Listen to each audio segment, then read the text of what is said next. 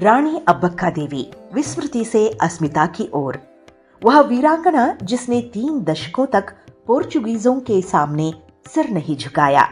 रानी अब्बक्का देवी भारत के इतिहास की दीप्तिमान नारी रत्नों में एक दिव्य और अमूल्य रत्न है। आत्मसम्मान की प्रतिमूर्ति रानी अब्बक्का।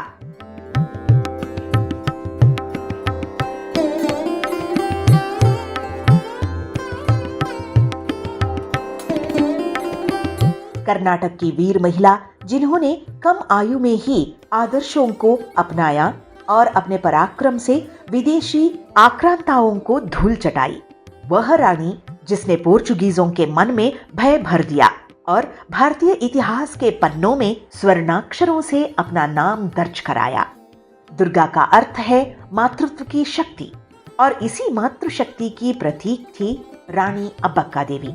वह साहसी महिला जिन्होंने लगभग 3 दशकों तक पोर्चुगीजों के शासन और उनके अत्याचारों का डटकर सामना किया। लगभग 500 वर्ष पहले तटीय कर्नाटक के तुलुनाडु क्षेत्र में स्थित उल्लाल नामक छोटे से राज्य की रानी थी अब्बक्का, जो चौटा वंश से संबंधित थी। इस वंश में 4 रानियों का उल्लेख मिलता है।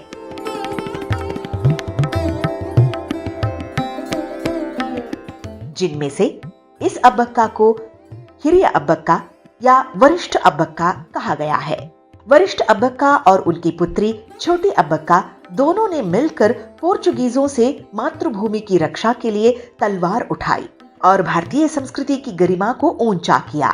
तटीय कर्नाटक के उल्लाल राज्य की रानी अब्बक्का देवी 1554 से 1588 तक शासन किया और उनकी पुत्री ने 1595 से 1640 तक शासन संभाला।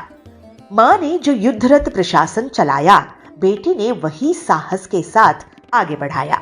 इन दोनों वीरांगनाओं ने बेळवडी मल्लम्मा, कित्तूर की रानी चन्नम्मा और केळदी चन्नम्मा जैसी नारी योद्धाओं की पीढ़ियों को प्रेरणा दी।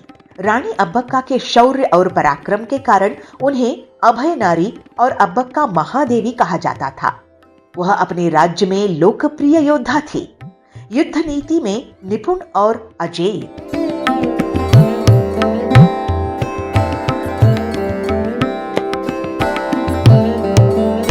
तटीय क्षेत्रों के सभी छोटे बड़े सेनापतियों के लिए वह आदर्श बन चुकी थी। भारत में औपनिवेशिक शक्तियों के विरुद्ध हथियार उठाने वाली पहली महिला स्वतंत्रता सेनानी थी रानी अब्बक्का। उस समय मंगलुरु से अरब देशों को मसाले निर्यात किए जाते थे। इस व्यापार में भारी लाभ होने के कारण पोर्चुगीज, डच और ब्रिटिश सभी उल्लाल पर अधिकार जमाना चाहते थे। 1526 में पोर्चुगीजों ने गोवा में अपना शासन स्थापित किया और धीरे धीरे मंगलुरु बंदरगाह को भी अपने नियंत्रण में ले लिया। रानी अब्बक्का का उल्लाल बंदरगाह समृद्ध था। लालची पोर्चुगीजों ने व्यापार कर को 2 गुना कर दिया।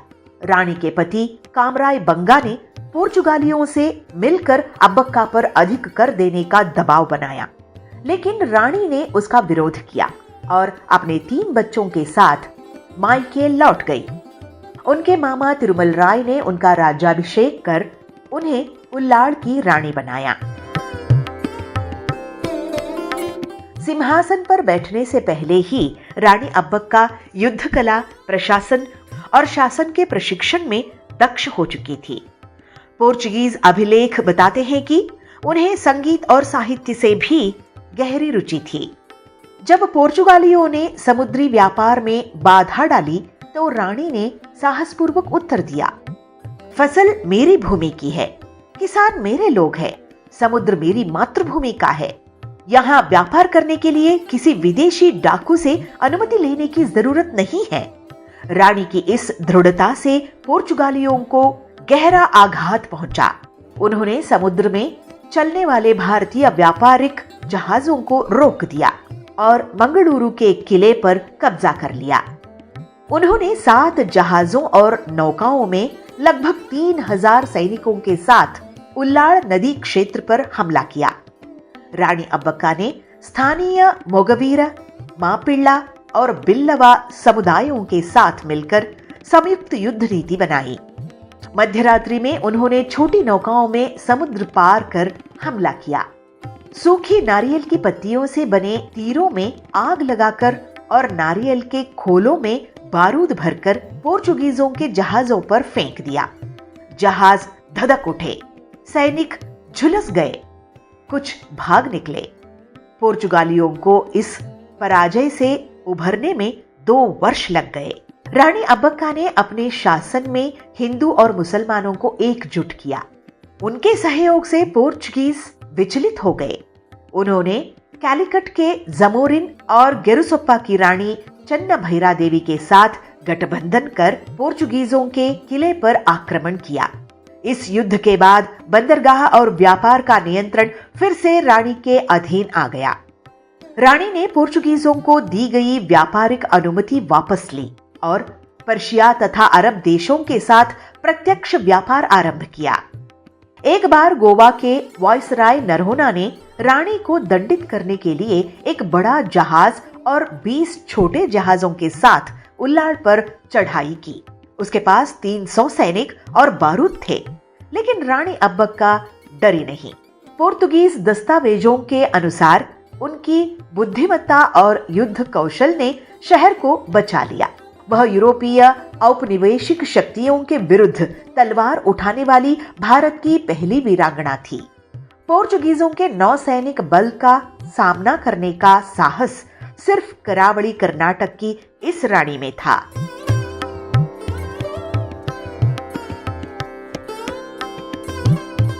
रानी अब्बक्का के शासन में जैन, हिंदू और मुस्लिम सभी समुदाय प्रतिनिधित्व करते थे। ऐतिहासिक शोधों के अनुसार बैरी समुदाय के पुरुष नौसेना में कार्यरत थे। रानी स्वयं मलाली में बांध निर्माण का निरीक्षण करती थी और इसके लिए बैरी लोगों को नियुक्त किया था। उनकी सेना में सभी जातियों और वर्गों के लोग शामिल थे।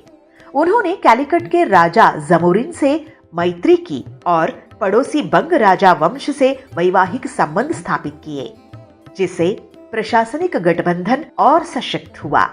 उन्हें बिंदूर के राजा वेंकटप्पा नायक का भी समर्थन प्राप्त था। 1570 में शक्तिशाली पोर्चुगीज सेना ने उल्लाड़ पर आक्रमण किया।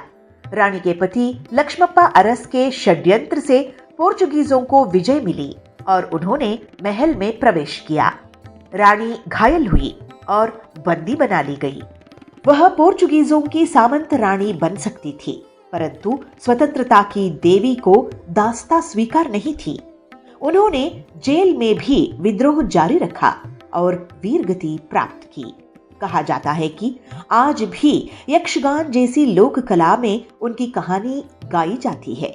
लगभग 4 दशकों तक शक्तिशाली पोर्चुगीज सेना को चुनौती देने वाली यह रानी अंततः रणभूमि में अमर हो गई।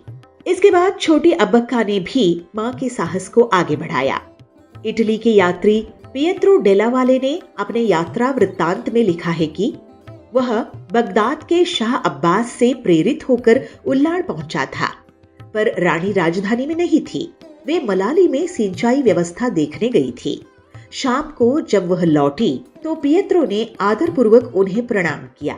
रानी ने भी विनम्रता से उनका स्वागत किया, उनका परिचय पूछा और उनके भोजन तथा निवास की व्यवस्था कराई।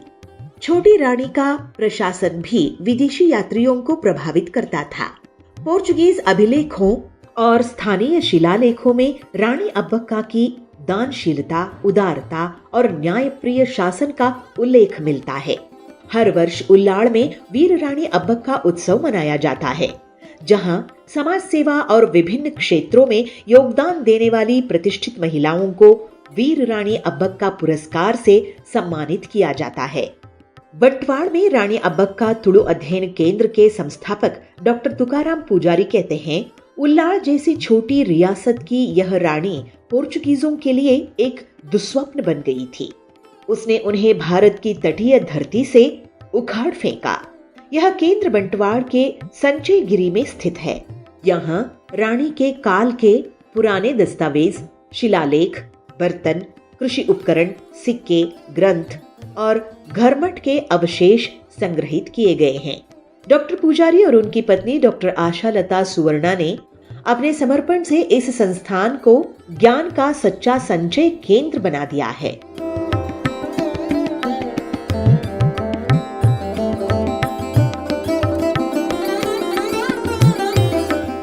(1599) में छोटी रानी अब्बक्का द्वारा स्पेन के राजा को लिखे गए पत्र हाल ही में लिस्बन अभिलेखागार में मिला है। भारतीय डाक विभाग ने रानी अब्बक्का पर विशेष डाक टिकट जारी किया। बेंगलुरु और उल्लाड़ में उनकी कांस्य प्रतिमाएं स्थापित की गई है। 2015 में भारतीय तटरक्षक बल यानी कि इंडियन कोस्ट गार्ड के जहाज को ICGS रानी अब्बक्का नाम दिया गया।